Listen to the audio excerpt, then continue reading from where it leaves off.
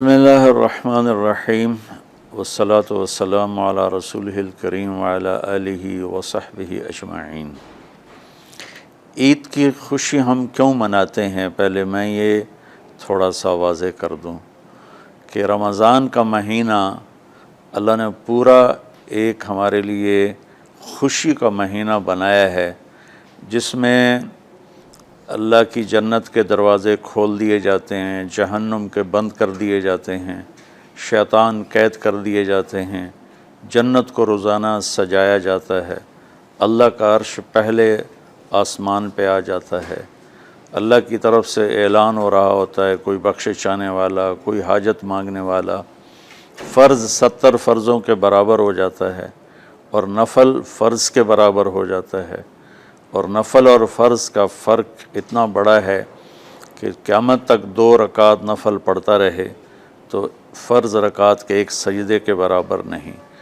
اور اس میں جو مر جاتے ہیں اہل ایمان، ان کا حساب نہیں ہوتا، ان کو قبر میں منکر نکیر نہیں آتے، اللہ تعالیٰ ان کو معاف فرما دیتا ہے۔ اس طرح 29 دن رات یہ سلسلہ چلتا ہے، اور آخری رات پھر اللہ تعالیٰ اعلان فرماتے ہیں کہ میرے بندوں نے رات کو قیام کیا، یعنی تراویح کی نماز پڑھی، دن میں روزہ رکھا، تو میں نے اس پر ان سب کی بخشش فرما دی۔ تو اس خوشی میں پھر ہم سب مل کر اللہ کی بارگاہ میں شکرانے کے مل کر 2 نفل ادا کرتے ہیں اور اللہ کا شکر ادا کرتے ہیں کہ یا اللہ تیرا شکر ہے، تو نے ہمارے گناہوں کو معاف فرمایا، جہنم کو ہم پہ حرام کیا، جنت کو ہم پہ واجب کیا۔ اصل تو عید کی خوشی کی یہ وجہ ہے۔ باقی جو اداسیاں ہیں، ڈپریشنیں ہیں، اس کی وجہ آپس کی محبتوں کا کم ہو جانا ہے، اور دنیا کی ایسی دوڑ جس نے اپنے آپ کو بھی بھلا دیا ہے، اور آپس کی نفرتیں ہیں، اور آپس کے بغض حسد ہیں، ان منفی جذبوں نے ہماری خوشیوں کو دھندلا دیا ہے، ورنہ رمضان کا ہر لمحہ خوشی کے لیے ہے، اور عید اس کی پیک ہے، اور پوری زندگی اللہ راضی ہو رہا ہو تو خوشی ہی خوشی ہے۔ ہمیں اپنے ملک سے، اپنی نسل سے آپس کی نفرتیں، حسد، بغض یہ مٹانے ہوں گے، تب جا کر ہمیں حقیقی خوشیاں حاصل ہوں گی۔ آپ عید کے لیے غسل فرماتے تھے اور اپنے کپڑوں میں سے اچھے کپڑے منتخب فرماتے تھے، اور فجر کی نماز کے بعد آپ اشراق نہیں پڑھتے تھے اس دن۔ باقی آپ کی ساری زندگی کا معمول تھا کہ فجر کے بعد آپ اشراق پڑھتے تھے، لیکن اس دن آپ اشراق نہیں پڑھتے تھے۔ غسل فرما کے پھر کچھ کھا کے، کوئی میٹھی چیز، کھجور ہی عام طور پر ہوتی تھی، کھجور کھا کے پھر آپ عیدگاہ کی طرف تشریف لے جاتے تھے، اور پہلے نماز پڑھاتے تھے، پھر خطبہ ہوتا تھا، اور اس کے بعد جس راستے سے آپ جاتے تھے اس راستے کو چھوڑ کر پھر اور راستے سے گھر واپس آتے تھے، پھر وفود سے ملاقات کرتے تھے، سرداروں سے، صحابہ سے ملاقات کرتے تھے، اس میں کچھ کھانوں کا اہتمام بھی ہوتا تھا۔ اس طرح ایک عام روٹین کی عید ہوتی تھی آپ کی، ملاقاتیں کرنا، کھانوں میں جانا، اور اچھے کپڑے پہننا، سب کو خوشی سے ملنا۔ یہ عید الفطر پر آپ کا یہ معمول تھا۔ اسلام جاوید بھائی 2 چیزوں کا مجموعہ ہے، ایک اللہ کا حق ہے جو عبادات کی شکل میں ہے، اور ایک اللہ کے بندوں کا حق ہے جو اخلاقیات اور معاملات اور معاشرت کی شکل میں ہے۔ یہ دونوں کمپلسری پیپر ہیں، دونوں لازمی پیپر ہیں، ان دونوں میں پاس ہونا ضروری ہے۔ میری نماز اچھی ہے لیکن میری دکان پہ جھوٹ ہے، تو نماز اس جھوٹ کی کمی کو پورا نہیں کر سکے گی۔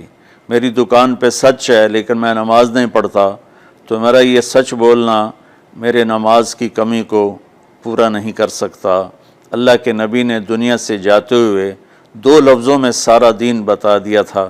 جب آپ کے جانے کا وقت قریب تھا تو آپ 2 لفظ دہرا رہے تھے، الصلاۃ وما ملکت ایمانکم، میری امت میرے بعد ایک نماز نہ چھوڑنا، اور ایک امت کے غریب مسکین لوگوں سے، نوکر غلاموں سے اچھا سلوک کرنا، یہ دو الگ الگ ڈیمانڈ ہیں۔ جیسے پانی پینے سے روٹی کی کمی پوری نہیں ہو سکتی اور روٹی کھانے سے پانی کی کمی پوری نہیں ہو سکتی، یہ دونوں الگ چیزیں ہیں۔ اخلاق کو عبادت کی کمی پر نہیں کر سکتی، اور عبادت کی کمی اخلاق کو اور اخلاق کی کمی کو عبادت پورا نہیں کر سکتی۔ ان دونوں چیزوں میں پاس ہونا ضروری ہے، تب جا کر ایک معتدل معاشرہ وجود میں آتا ہے۔ پوری امت اس چیز کا شکار ہے، چونکہ جب بددیانتی اور جھوٹ اور ظلم عام ہو جاتا ہے تو پھر اس میں پورا معاشرہ ہی گناہ گار اور مجرم بن جاتا ہے، صرف حکمرانوں کی بات نہیں رہتی۔ یہ تو ایک سوال کا جواب موسیٰ علیہ السلام کو اللہ نے دیا کہ اللہ تعالیٰ سے انہوں نے پوچھا، یا اللہ جب آپ راضی ہوتے ہیں تو اس کی کیا نشانی ہے؟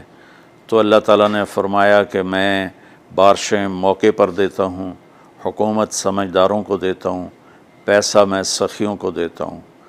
تو پھر انہوں نے پوچھا جب آپ ناراض ہوتے ہیں تو اس کی کیا نشانی ہے؟ تو آپ نے فرمایا، اللہ تعالیٰ نے فرمایا کہ بارشیں بے موقع کرتا ہوں، حکومت نااہلوں کو دیتا ہوں، اور پیسہ میں بخیلوں کو دیتا ہوں۔ تو جب معاشرے میں عمومی بگاڑ پیدا ہوتا ہے تو اس کا اثر پھر اس شکل میں ظاہر ہوتا ہے، کبھی کسی اور شکل میں ظاہر ہوتا ہے۔ اس چیز کے مجرم نہ صرف حکمران ہیں، نہ صرف بخیل لوگ ہیں، بلکہ تمام طبقات امت کی اجتماعی کوتاہی میں یہ حالات اللہ کی طرف سے پیدا ہوتے ہیں۔ اس میں ہم سارے ہی ایک دوسرے کو مجرم ٹھہرانے کی بجائے اپنے اپنے گریبانوں میں جھانک کر دیکھیں کہ تجھے کیوں فکر ہے اے گل دلِ صد چاک بلبل کی، تو اپنے پیرہن کے چاک تو پہلے رفو کر لے، وفی انفسکم افلا تبصرون۔ ہر آدمی اپنے عیب دیکھے، اپنی کمیاں دیکھے اور انہیں دور کرنے کی وہ کوشش کرے، تو پھر ایک خوبصورت معاشرہ تشکیل پا سکتا ہے۔ کہ میں اس عید کے خوشی کے موقع پر اپنی قوم سے ہاتھ جوڑ کے اپیل کروں گا کہ جھوٹ بولنا چھوڑ دیں، دھوکہ دینا چھوڑ دیں اور ظلم کرنا چھوڑ دیں۔ مذہبی نفرت نے ہمیں تباہ کر دیا، سیاسی نفرت نے ہمیں تباہ کر دیا، صوبائی قومی نفرت نے ہمیں تباہ کر دیا، آپس کی رنجشوں کی نفرت نے ہمیں تباہ کر دیا۔ میں ساری قوم کے سامنے جھولی پھیلا کر چاروں صوبوں کے رہنے والوں سے اور ہر مکتب فکر سے متعلق اہل ایمان سے یہ درخواست کرتا ہوں کہ آئیں ہم سچائی کو اپنا ساتھی بنائیں اور دیانتداری سے اپنے آپ کو آراستہ کریں اور انصاف کا ساتھ دیں، نہ ظالم بنیں نہ ظالم کا ساتھ دیں۔ ایک حدیث سنا کے بات ختم کرتے ہیں۔ میرے نبی وضو فرما رہے تھے تو صحابہ آپ کے وضو کا پانی گرنے نہیں دے رہے تھے، نیچے سے لے کر کوئی پی رہا تھا، کوئی منہ پہ مل رہا تھا۔ تو آپ نے فرمایا ما یحملکم علی ھذا، یہ کیا کر رہے ہو؟ وہ کہنے لگے یا رسول اللہ، اللہ اس کے رسول کی محبت میں کر رہے ہیں۔ تو آپ نے فرمایا میں تمہیں بتاتا ہوں اللہ اس کے رسول سے محبت کرنے والا کون ہوتا ہے۔ فَلْيُصْدِقِ الْحَدِيثَ إِذَا حَدَّثَ، اللہ رسول سے محبت کرنے والا وہ ہوتا ہے جو ہمیشہ سچ بولتا ہے۔ فَلْيُؤَدِّ الْأَمَانَةَ إِذَا تُؤْمِنَ، جو ہمیشہ امانت داری سے کام لیتا ہے، کبھی دھوکہ فراڈ نہیں کرتا۔ فَلْيُحْسِنْ جِوَارَ مَنْ جَاوَرَهُ، اور جو ہمیشہ اپنے پڑوسیوں کے ساتھ اچھا سلوک کرتا ہے، پڑوسی اپنے ہوں، غیر ہوں، مسلم ہوں، نان مسلم ہوں، وہ ان کے ساتھ اچھا سلوک کرتا ہے۔ یہ تین نشانیاں ہیں عشق رسول کی۔ یہ تین باتیں میری قوم اپنا لے تو یہ اندھیرے اجالوں میں انشاءاللہ تبدیل ہو جائیں گی۔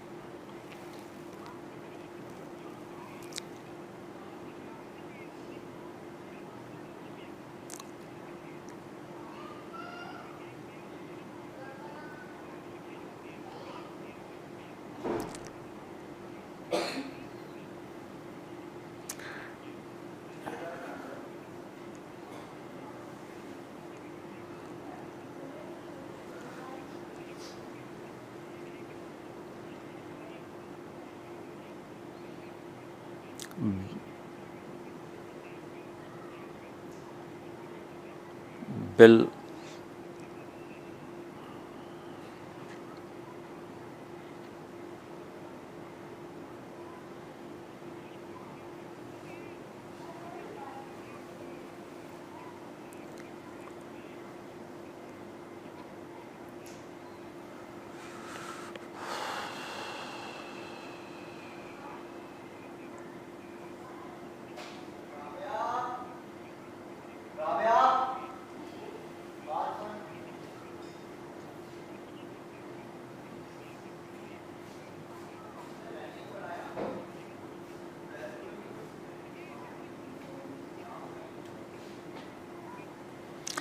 امید تو کبھی چھوڑنی نہیں چاہیے.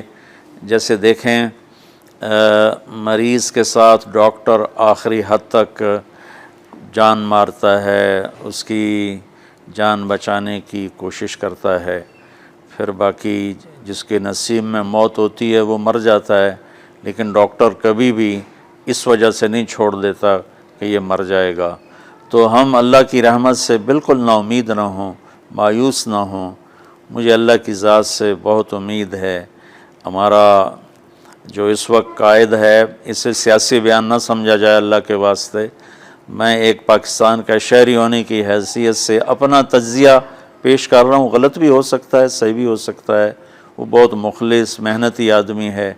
تو مجھے اللہ کی ذات سے امید ہے اگر ہم سب مل کر ساتھ دیں سچائی کا، دیانتداری کا، انصاف کا، اور آپس کی نفرتوں کو مٹا دیں، تو انشاءاللہ ضرور صبح ہوگی.